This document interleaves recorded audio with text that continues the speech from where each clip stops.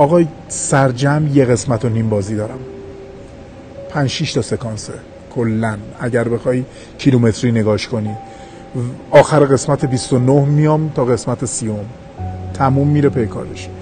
اما تو این 10 سالی که داره از مختارنامه پخش میشه، من فکر میکنم که شاید به 1 میلیون بارم رسیده باشه، شاید به میلیون ها مرتبه رسیده باشه که این صحنه رو مرور میکنن و تداعی میشه براشون، یا اسم هرمله که میاد یه جورایی با چهره من تداعی میشه براشون.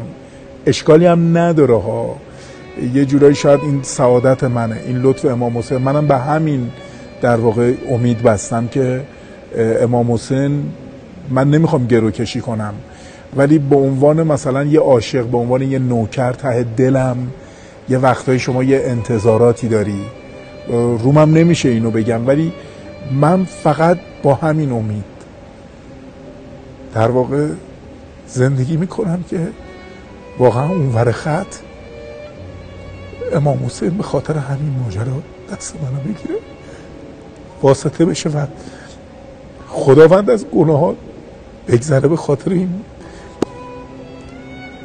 نمیدونم، خیلی سخت بوده این سالها، خیلی مثل که فشار زیاد بوده به خاطر این. آره یه وقتایی یه فشارهایی میاد، نه مردم لطف دارن خدا میدونه،